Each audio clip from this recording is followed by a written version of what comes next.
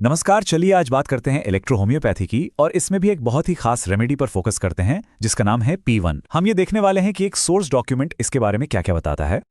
क्या ऐसा हो सकता है कि एक दवा और वो भी 200 से ज्यादा बीमारियों पर काम करे? सोर्स मटेरियल का तो यही दावा है। सुनने में ये थोड़ा चौंकाने वाला लगता है ना? तो सवाल यही है कि आखिर एक अकेली दवा का असर इतना फैला हुआ कैसे हो सकता है? चलिए इस सोर्स की मदद से इस पहेली को सुलझाते हैं। ठीक है, तो शुरू करते हैं। P1 कैसे और कहाँ इस्तेमाल होता है, ये समझने से पहले ये जानना जरूरी है कि सोर्स के हिसाब से ये दवा असल में है क्या।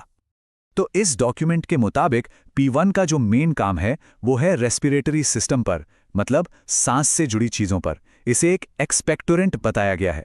आसान भाषा में कहें तो ये बलगम को बाहर निकालता है और सांस की दिक्कतों में राहत देता है। और सोर्स सिर्फ इतना ही नहीं बताता, बल्कि ये भी बताता है कि ये शरीर के किन किन हिस्सों पर असर करता है। फेफड़े तो हैं ही, साथ में पूरा रेस्पिरेटरी ट्रैक्ट और यहां तक कि फेफड़ों की जो बाहरी परत होती है ना, प्लूरा, उस पर भी। तो एक तरह से ये हमें एक पूरा मैप दे देता है कि ये काम कैसे करता होगा। तो अब जब हमें ये पता चल गया है कि P1 क्या है और कहाँ काम करता है, तो अब देखते हैं कि सोर्स इसके असल इस्तेमाल के बारे में क्या कहता है। मतलब कौन कौन सी बीमारियों में। सोर्स में जो पहली लिस्ट दी गई है उसमें करीब 25 बीमारियां हैं और जैसा कि हम सोच सकते हैं ज़्यादातर सांस से जुड़ी हैं, जैसे काली खांसी, अस्थमा, निमोनिया, ये सब। तो समझ में आता है, बिल्कुल लॉजिकल लगता है। लेकिन यहीं पर कहानी थोड़ी दिलचस्प हो जाती है, क्योंकि जब हम उस लिस्ट को जरा और गौर से देखते हैं तो कुछ ऐसी बीमारियां सामने आती हैं जिनकी उम्मीद शायद हमें नहीं थी। जैसे कि माइग्रेन। अब सोचिए, एक दवा जो सांस के लिए है उसका सिर दर्द से क्या लेना देना। ये थोड़ा सा चौंकाने वाला है। और फिर आता है ऑर्काइटिस, यानी टेस्टिकल्स में सूजन। अब तो मामला और भी पेचीदा हो गया। ये हमें वापस उसी पहले सवाल पर ले आता है कि आखिर इस एक दवा का दायरा कितना बड़ा है। तो जाहिर है बात सिर्फ सांस की बीमारियों तक सीमित नहीं है। अब हम सोर्स में दी गई पूरी लिस्ट को खंगालेंगे। और जब हम पूरी लिस्ट देखते हैं तो इसका स्केल सच में हैरान करने वाला है। सोर्स डॉक्यूमेंट में P1 के 200 से भी ज्यादा अलग अलग कॉम्बिनेशन फॉर्मूले दिए गए हैं। 200 प्लस, ये बहुत बड़ी संख्या है। यहां पर एक बहुत जरूरी बात सामने आती है। सोर्स साफ साफ कहता है कि P1 कोई मैजिक पिल नहीं है जिसे अकेले ही ले लिया, नहीं।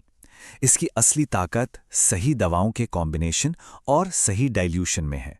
सच तो यह है कि इसे अकेले शायद ही कभी इस्तेमाल किया जाता है। तो चलिए इस सिस्टम को थोड़ा और अच्छे से समझते हैं। ये कोई तुक्केबाजी का खेल नहीं है, बल्कि सोर्स एक बहुत ही सिस्टमैटिक तरीका बताता है। ये स्लाइड इस सिस्टम को बहुत अच्छे से समझाती है। देखिए, सूखी खांसी के लिए P1 को A3 के साथ दिया जाता है। स्मोकर्स कफ के लिए इसे A2 के साथ मिलाते हैं और बच्चों की खांसी के लिए F1 के साथ। तो मुद्दा सिर्फ P1 का नहीं है, बल्कि हर बीमारी के लिए सही कॉम्बिनेशन ढूंढने का है। और जब इन 200 से ज्यादा फॉर्मूलों को एनालाइज किया जाता है तो कुछ पैटर्न भी दिखते हैं।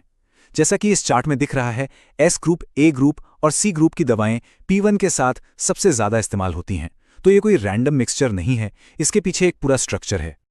अब जरा इस लिस्ट की चौड़ाई और गहराई देखते हैं, जो सच में काफी कमाल की है। ये लिस्ट अविश्वसनीय रूप से स्पेसिफिक है।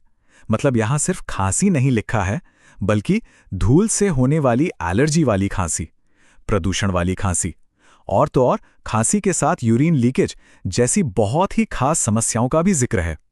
मतलब डिटेलिंग का लेवल काफी गहरा है।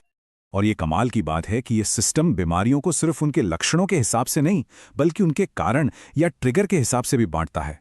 क्या ये पर्यावरण की वजह से है या ये कोई पुरानी बीमारी है? हर कैटेगरी के लिए एक अलग कॉम्बिनेशन है। तो सोर्स में जो तरीका बताया गया है उसे हम 3 आसान स्टेप्स में समझ सकते हैं। पहला, बीमारी को ठीक ठीक पहचानें। दूसरा, P1 का सही डाइल्यूशन चुनें। और तीसरा, उसके साथ सही जोड़ीदार दवा चुनें। एकदम सिस्टमैटिक प्रोसेस। तो इस पूरे सोर्स